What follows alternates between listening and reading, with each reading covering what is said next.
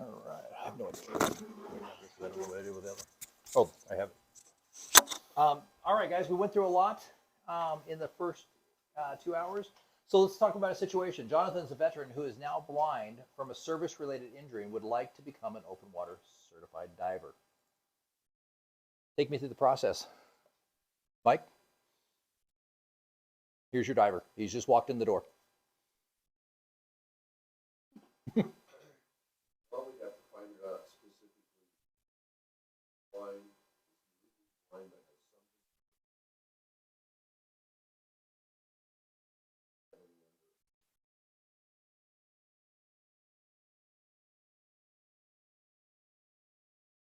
What would be the advantage if he was semi-blind or just legally blind but could see things close up? How would that help him? Read the console or computer. Absolutely. You know, Ability up close up. My brother up close up, but he has no depth perception. No.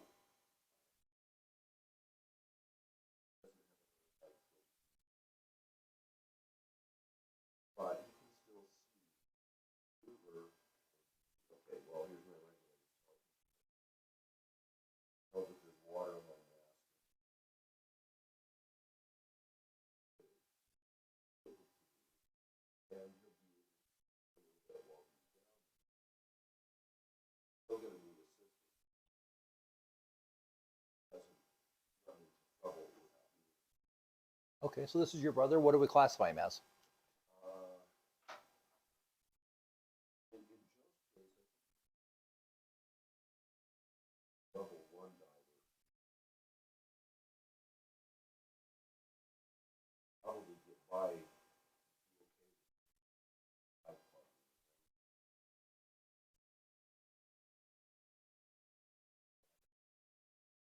Absolutely. And so some of that's going to be part of probing and taking him through the actual class of becoming certified. And once he's through the certified class, he's going to know at the end of that with his instructor, how many dive buddies do I need? What assistance do I actually need? What can I accomplish? What can I not accomplish? Because he may end up being a level 2 because he needs additional help. But there's certainly a chance he could move from level 2 to level 1. Weather adaptation. So this gentleman is completely blind. What adaptations would you make for him? Obviously can't use hand signals. Figure out a different way. Communication. That's going to be huge, right? How do we do that? Well, there's not a manual. I can pull that out and say, okay, here's the signal for da da da. It doesn't work that way, right? So we're going to have to create some of that signals, right? say, you know, when somebody one sense, their other sense is so you need to figure out what enhanced abilities he has as far as like they focus in on other abilities, like whether it's their sensitivity to touch or whether it's able to have that communication as well. For the most part, in this diver, are we ever going to let go of him? No. Completely dive. Off the wall, but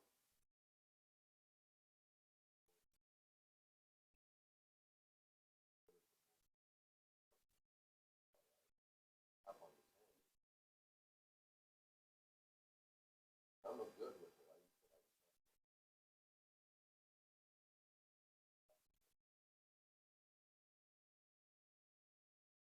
Sure. It's an adaptation. There's probably simpler ways that we could work through that for the communication that we need. And some of it's going to be we're going down, we're going up, right?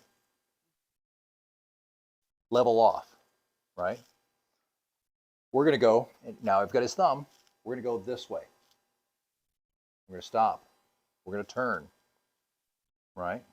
We could certainly work on things like that and just basic communication, right? Simple enough. He's got use of his hands, so if he needs to clear, he can clear. If he's feeling water on his face, he can clear his mask, right? If that's an issue. Or I can tap him. Oh, maybe not, right? Well, if he's gone through the certification, he's level whatever, Wouldn't he come to us as a buddy with already saying Sure. this is how I communicate? Absolutely. Or you can cut, if he's a fresh diver out, you can help him through that process. Or if you're helping through the class, you can help them create that process. Anybody ever been on a dive with somebody does a weird signal? You're like, the hell are you saying, buddy? Right? You've had that situation when you've been on a dive where somebody tried to communicate air to you and you're like, what? Yeah, it happened in Hawaii, right? What? Tell us. What happened? Yeah, just we were told give her anyway.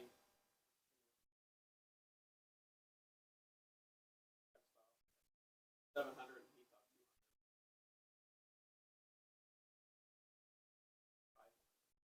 200. Absolutely. So communication. Best time to talk about communication is where? When you actually communicate. So, did you know standards changes of courses are updated regularly? So, making sure with this information, you guys not only have access to the adaptive diving program, I can tell you from personal experience that there's new information added regularly, not just on some sort of schedule every 2-3 months. New stuff was just added in May. I was there when he added it, right? So please make sure you're going back to your books and reading through that information. Even open water or deep diving, things change. So don't be afraid to go through that. As an instructor or a dive buddy, it's probably not a bad idea to have basic stuff like a DAN kit, right? A first aid kit, an O2 kit. Things like that are definitely to your advantage. So Nikki and I keep an AED. Here's why. We'd heard and read that 58% of dive maladies from Dan are cardiac related. But 2 years ago, was it 2 years ago or 3 years ago? 2 years ago, we saw 2 loops over from us in Yellowstone, a whole bunch of emergency vehicles go over to the bathroom. And we watched the whole situation happen over the course of an hour. And then finally, after 45 minutes, an ambulance showed up. And they took somebody out that was dead on a stretcher to the ambulance. Apparently, a grandfather and his grandson were visiting the park together, and the grandfather had a heart attack in the bathroom. The first responder from the Park Service showed up, a ranger, Ranger Joe, or whatever his name was, showed up, no AED in his truck, hands-on CPR, until he was able to get more help. Next help arrived, another ranger, no AED. Third ranger showed up, no AED. 45 minutes when the ambulance showed up, AED showed up, grandfather was gone. We bought an AED. It was enough of a heart-wrenching moment for Nikki and I that we keep it in our truck. So it's a cheap thing to have in your, I think it costs us $2,500 out of our HSA. But I would rather have it, not need it, than need it, not have it. So think about those kind of things. What can I add to my Save a Dive kit? What can I add to that I would not want to ever have to use, but thank God I've got it. A bottle of air from Norco is cheap. $150 for a bottle, a regulator, and a fill.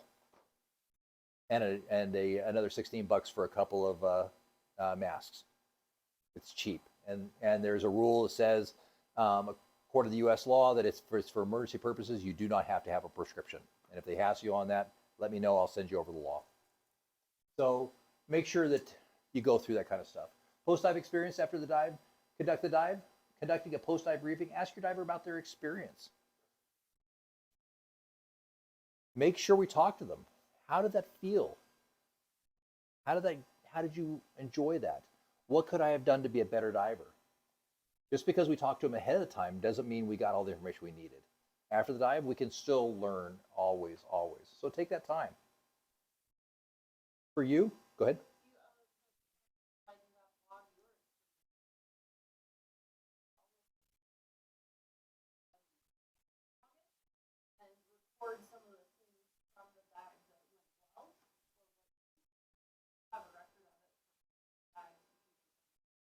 Absolutely. That was going to be my next question. For your post dive, what else would be important to note?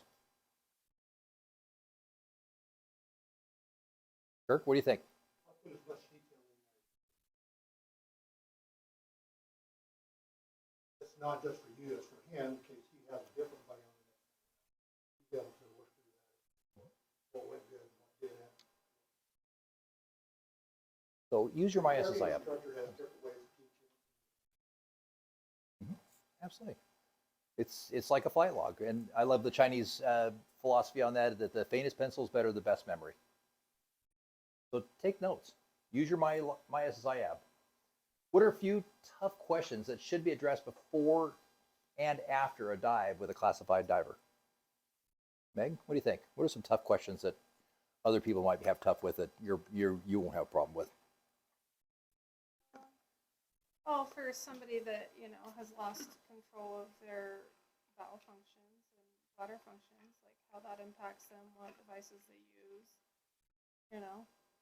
And then, you know, another question is, like, do they need that assistance getting dressed? You know, for a lot of people, that's a very vulnerable thing to ask for that assistance. Communication with them on what they. Absolutely. So let's break into, we've got a group here, a group here. Why don't you join their group over here? Oh, Ben, why don't you join this group over here? You'd think I wouldn't miss you. So what I want you to do is I want you to discuss 2 things that you learned tonight that you didn't know prior. It's going to be tough for Megan. I don't know. I don't think- You're they already have a There we go. You're in this group. Ben, you join.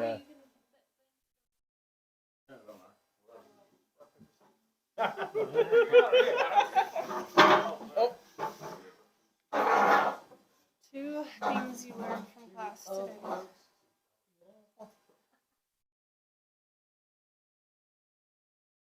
More about the classifications as far as quadriplegic and just understanding more about what the different injuries classify as. yeah, how much assistant do as far as people and support? Categorize and understand what levels, like how to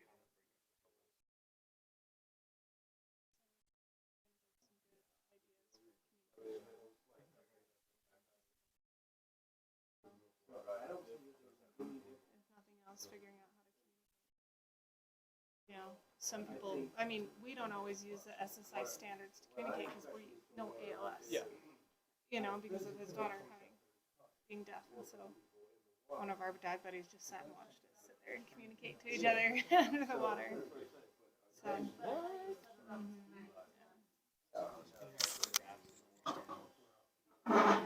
patience and understanding. and then all the things that you have to, like, we take for granted. You don't think about all the little things, you know, like having Getting in the water. yeah, well, and having 2 hands to, you know, do an emergency ascent or to, you know, clear your mask or retrieve your, you know. 'Cause there's been a lot of times, like Adam, because I kind of usually will swim behind him or I'll kind of be underneath him and he'll like knock my regulator out, not realizing we were just that close. And, you know, I can just easily grab it, purge it, move on, you know, for somebody that doesn't have arms.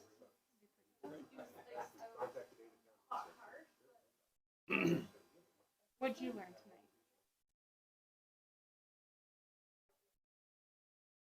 You said you were listening.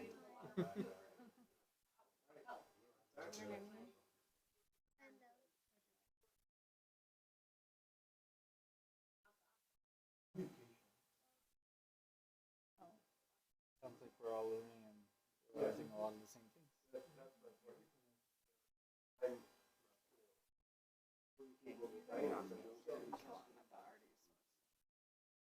You're extra weight on me. So he went to the Caribbean then? Yeah, I just got back on Wednesday. Rough life. Rough life you lead, Josh. Well, I didn't go to Bonaire, so. We didn't either. You know, Fiji was our big trip. We couldn't afford Bonaire after that. Were you guys going in November? Oh, I don't. We talked about doing our own because my parents have like, my mom and dad are part of the RCI program, and so they have condos and like condo days. It's like $150, and you could get like a week somewhere. wherever their RCI is. Trying to get creative with the little money we have. Yeah. Solutions are because you don't know what the Because situation obviously all these classes are doing, you know. scenarios if people have the New with your life. Water instructor. Have you, how many classes have you got? I've done one class all the way through, and then I did two. Just Not the everything water. is good, even if they have a. And I have another one next week. 9 times out of 10, Uh, it's a new diver, like a new diver. I like teaching. I don't like the late night stuff. What are your weaknesses? This is my strength. With the pros and cons, what have you learned so Yeah, far I about think like, the skills teaching that we people learn receptive, Over difficult time, classes? whether they have a disability or not. What do you But I think what have you everybody has a learned disability. going through that process? Through teaching itself, or through Somebody getting that a has 50 divers, Both, somebody that has 100 like divers, getting it and then you're dealing with obviously people and more teaching. familiar in the water with So you your like it. divers. What do you like about it? I mean, Yeah, it's I just, think it's fun, like you said, it's just right? communication, Educating welcoming people and better seeing, each other. them getting more comfortable with water and stuff. Excited. What's the chances of something walk in the door? Is really what I like about I'm not it. saying that it can't happen. Somebody with autism is more likely to walk in. But yeah, I mean, just getting in the water and learning new things. It's fun, especially when you get to know the water and they start seeing things and actually swimming around the pool. That's fun. And playing with the little guppies or the hot springs or whatever. Like a kid when we get down to the hot springs. It's late, you know. Lay in the hot tubs. Challenges just being up late. I mean, you're in charge of a lot more people, right? So especially All right, guys. You guys ready to circle up? Call it time? my other classes. Nick? We're like 2 feet of biz and you're trying to keep All right, guys, let's go ahead and circle up. so that Just stay in your places. All right, Brett, what did your table come up with? As far as things that we learned, What are 2 things you learned tonight? we love the simplification of the classification system, just the needs 1 buddy, 2 buddy, 3 buddy. That makes life so much simpler for us. We, of course, spent a bit of quality time talking about a friend that needs he needs classified dive buddy at this point when he gets back into the game, and trying to figure out what we can do for him to get him back in the game when he's ready. Absolutely. Safely. And one of the cool things is if it's the buddy I'm thinking of, your brother, right? Yeah. So I was figuring, what accommodations, ADA accommodations, is the dive shop going to have to make for him as a diver? It shouldn't be too big of an issue for him that way. It's partial blindness and inability to use a hand. Right. So that's one of the things that, and I kind of heard from our group over here, is that we start looking at classified divers and we start looking for missing limbs. We start looking for wheelchairs. We start looking for crutches. We start looking for these signs of things. Oh my goodness, I need to add a ramp, a winch, a crane, a whatever, a water slide to get them in the water, whatever it is, right? I need to add all these complicated things, right? I need to add a mat. How am I going to get them in the water? It is. And we're going to play with this on Thursday as well.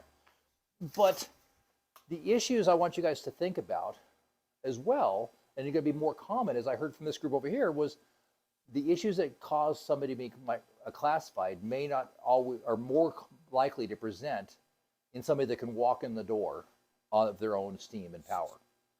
Autism, Down syndrome, ADHD, ABI, acquired brain injuries, right? Things like that are going to be far more common. Blindness, loss of a hand, right? There's people out there who don't realize that it's a possibility yet. That was what I was telling Ben about. I met a lady a couple of years ago at the ice rink that was in and started having a conversation about diving, and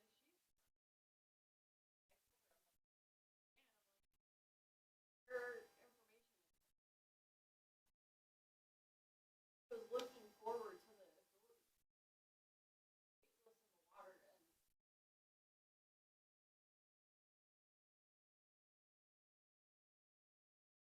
Absolutely. I can tell you from personal experience. Nikki and I were out doing a dive, and I don't remember why we were diving, but Josh was there as well. And it's Nikki and I have been married for 5 years. We've had, I don't know, we've never had a yelling fight, but we've definitely had some disagreements. And one of them was I was in extreme pain. I didn't want to quit the dive with my guys because I'd promised I was going to be there. And Nikki knows if I say I'm going to be there on a dive, I'm going to be there on a dive come hell or high water. And Josh saw it. We were kind of quipping at each other, and it wasn't pretty. But once I got in the water, all that pain went away. It was freaking amazing, and that's what I knew was going to happen. I was very excited, and I felt bad that I had to make Josh carry my tanks on that particular occasion. Most of the time, I thought it was funny, but in that case, I felt bad because there was a need I didn't have to. But once we got in the water, everything went away. How did my attitude look once I was in the water? Did it change? Did it seem like I was in a better mood? Well, according to this, no. Did I seem like in a better mood though? Yeah. The pain was gone, and that's what's going to happen for your adaptive divers as well. Is you're going to get them into a situation where a lot of that pain is going to disappear.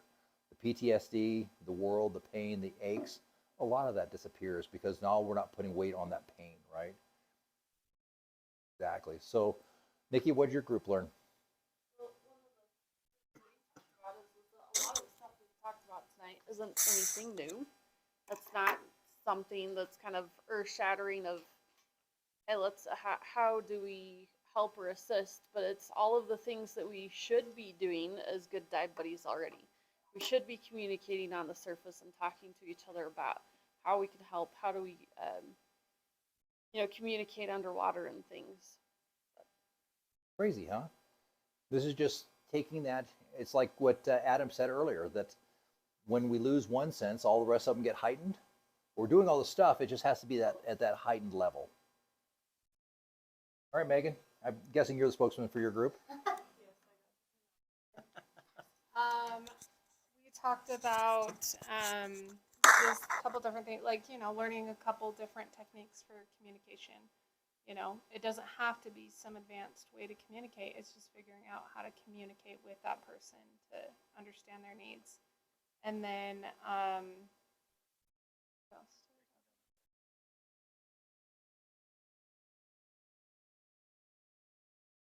Yeah, like kind of like Brett already said, right? How simple the classifications are, and certain injuries that might lend to it, them needing the amount of support that they need. Absolutely. And that's the biggest thing with diving in general that most people negate or don't we've all seen the Swiss Army diver. They've got every freaking attachment and they're dangling every direction. One of the biggest things that I harped on you when we were going into tech diving was simplicity, wasn't it? Keep it simple. Keep it streamlined. Adapt to the situation, but make it easy to reach and simple. Keep it simple, stupid, and diving is just a good rule of thumb. This is not any different. A simple conversation gets you far more information than guessing, right? Ask, talk, communicate. You do not know the answers. I don't know what your medical problems are in a great detail because we don't talk about that, right? An able-bodied diver, you need to communicate in a big way. All right, guys.